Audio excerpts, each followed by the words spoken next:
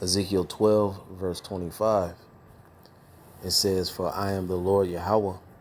I will speak, and the word that I shall speak shall come to pass. It shall no more be prolonged. For in your days, O rebellious house, will I say the word and will perform it, saith the Lord power." Again, the word of the Lord Yahweh came to me, saying, "Son of man, behold, they of the house of Israel say, the vision that he seeth is for many days to come, and he prophesieth of the times that are afar off. Therefore say unto them, Thus saith the Lord power, there shall none of my words be prolonged any more, but the word which I have spoken shall be done, saith the Lord power." I want to give all praise, honor, and glory to Yahweh, Ba'ashem Yahushai, Ba'ashem Rakakadash. Double honors to the apostles and others of Great Millstone that taught me this truth, and a sincere peace, blessings, and salutations to the hopeful elect. It's your brother Barzal from the GMS Arizona camp, and I wanted to bring out this Ezekiel 12 because we are living in the times where the word of the Lord is coming to pass. It is no more being prolonged. So the visions that the prophets, our forefathers, had of the end times, we see it. We see these end time prophecies coming to pass. One by one, we're seeing events that lead up to these major end time prophecies unfold before our very eyes.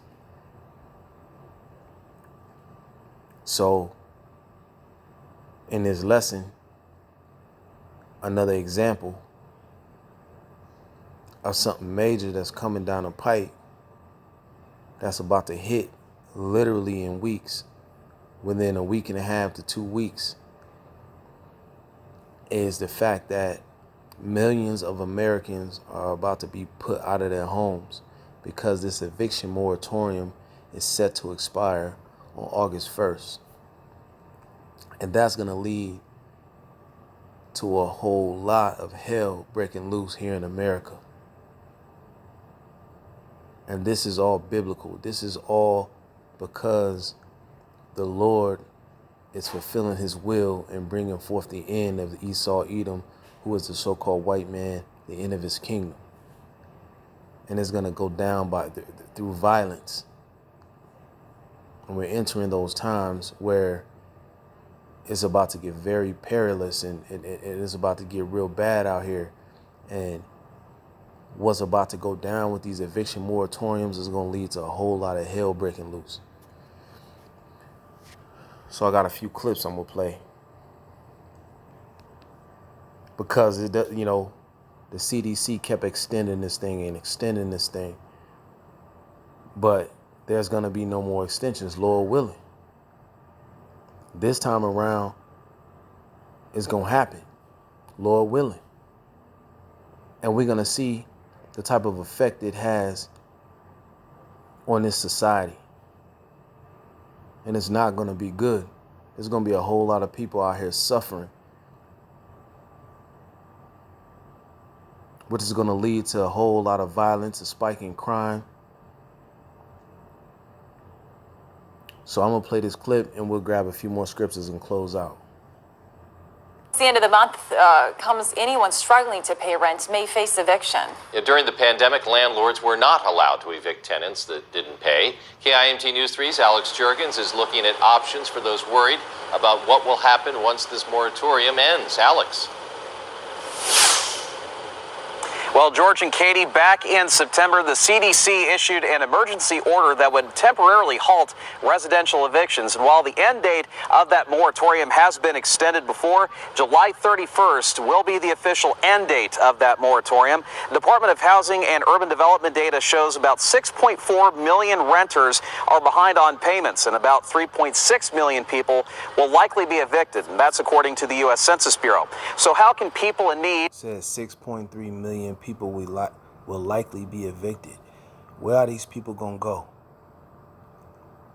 What are these people gonna do when they're stuck outside and they have to deal with the elements? You think about various places, there's different, weather patterns. There's the summer feels different. I'm out here in Arizona. You can't be sitting out there in that 110 degree heat all fucking day, man, without no roof over your head, without no air conditioning. They pick up homeless bodies every day out here because they don't have nowhere to go. So what happens when there's hundreds of thousands of people out there? The shelters are full. You know what I'm saying? You can't go and go to one of these shelters and get a meal, or you can't get a roof over your head, man. What people are gonna start breaking into other people's homes, man. People are about to start just getting on some ruthless shit, trying to make a way for themselves, trying to get themselves out of their miserable condition. So you see what this is leading up to. Especially those who might be stuck in a system of abuse, keep a roof over their head. Crisis Intervention Service Executive Director Mary Ingham explains. There's several organizations like ours and other people with some special designated housing funds that can help. The big thing is making sure that people know there's help out there. And either people that are renting that have fallen behind, or even landlords, for landlords to know that crisis intervention can help if you're a victim of domestic violence. Iowa Legal Aid has a full webpage dedicated to frequently asked questions and exactly what you need to do if you are facing eviction. We'll have a link to that page under this story at KIMT.com. All right, I got one more clip, but these people are full of shit because the government funds that were allocated to help people with their catch up on their rent and the struggles that they have been going through as a result of the shutdowns from the pandemic. A lot of these funds haven't been allocated out, and there's people that have submitted applications requesting rental assistance months ago, and they still have yet to receive any funds.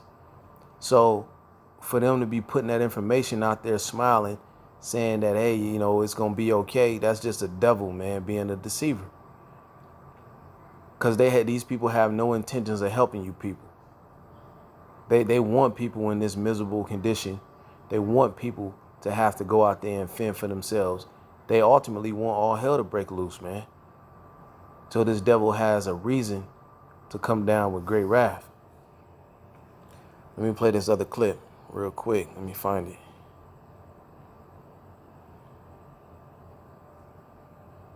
I'm Richard Branson, and I have a once-in-a-lifetime invitation for you. Would you like to travel to space? When the clock strikes midnight on August 1st, the federal moratorium on evictions will lift. And when it does, thousands of people eligible for rent relief may find themselves on the street. As ABC 15's Mark Phillips explains, the assistance money they were counting on likely won't make it in time. Tanya Ricks, a single mother You gotta understand that's intentional. 3, is quickly running out of options. She applied to the city of Phoenix for rental assistance help in March. Tanya is still waiting. Her landlord no longer... See that? She applied in March and she's still waiting on the funds. These governments have no intention of allocating those funds to people who need it. The devil wants this to become a major problem. He wants the people to suffer. This is all part of his plan. Will. Over the weekend, my apartment complex told me that they are not going to renew my lease. They didn't say it was for non-payment. They actually didn't give a reason at all. They just sent me an email that said, "We're sorry that you're leaving us." Tanya and her family will not be alone. Advocacy groups say the situation is grave. Phoenix received $51 million, With its partner Wildfire, aid is getting to about 200 households weekly. But time is running out to help everyone who applied and is eligible for the funds. You're going to see, very likely, the courts are going to be busy every day for months. Eviction after eviction after eviction, 30 seconds each. For Tanya Ricks and her family, it may be time to go back to Wisconsin. I tried my best to explain it to him and make it make sense to him as much as I possibly could. My son is in his senior year of high school, so he's not really excited about the possibility of having to pack up and move and start somewhere else. It may be the only way to escape an eviction. Mark Phillips, ABC 15, Arizona. And there's going to be millions of people in this lady's same situation, but they may not have a place to go to. So everybody is about to get on their, they're about to get on that dog animalistic shit, man, because everybody is going to be in a desperate position. But, when you got to deal with Arizona type heat, or you got to deal with Midwest type winters, people are going to lose their fucking minds out here. And this is why Esdras said the things he said for these times that we're living in right now. In 2 Esdras 15 and 15, it says, "For the sword and their destruction draweth nigh, and one people shall stand up to fight against another, and swords in their hands. For there shall be sedition among men, and invading one another." See, the people are going to be invading one another because they're going to be in a position where they're going without. They're going to be in a position of desperation, out there suffering, dealing with the elements, no home to go to, no food. So these people are going to start breaking into these homes, and they're going to be looking to take whatever you have. That's why having a cloak of protection from the Lord Yahweh Shem Yahweh Shai is going to be a must to survive these times. It says, "They shall not regard their kings nor princes." They're not going to give a fuck about the law. "And the course of their actions shall stand in their power." These people are going to do whatever they feel that they need to do to survive. Verse 17, "A man shall desire to go into a city and shall not be able." Because it's going to get so bad out here. Esau, Edom, the so-called white man, going to send out his military. He going to send out his military units. There's going to be checkpoints. He going to have to control the movement of the people, because shit is going to be so chaotic. Verse 18, "For because of their pride, the city shall be troubled, the houses shall be destroyed, and men shall be afraid." So you see, people are going to be invading these houses, destroying these houses, just, ransacking them, looking for whatever value they can find, and then moving along. That's the type of lawlessness that's getting ready to go down out here. And what's going on with this eviction moratorium, it can definitely lead to exactly what we're reading right now in 2 Esdras 15. Verse 19 says, "A man shall have no pity upon his neighbor, but shall destroy their houses with the sword." Man, these people going to invade these houses. They're going to be strapped up.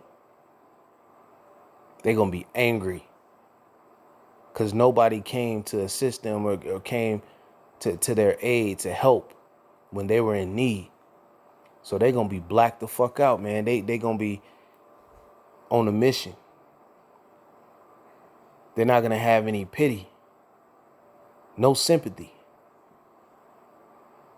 That's how desperate of a situation that these people are going to be left in. It says, "But shall destroy their houses with the sword and spoil their goods because of lack of bread," because there's going to be a food shortage. These grocery stores are going to be empty. And for great tribulation, the great tribulation, man, is part of it is when you get put out of your fucking house and you left on the street with nothing. You think you're gonna be just sitting out there feeling sorry for yourself? Hell no. You're gonna get to a point where your stomach start growling. You seeing other people in their houses, with their lights on. You start thinking about the comfort that they have versus the lack of everything that you don't have. And these people gonna black the fuck out, man. And they're gonna take action. They're gonna be ready to kill. They're gonna be ready to do whatever they gotta do to get what they need to make it through the day.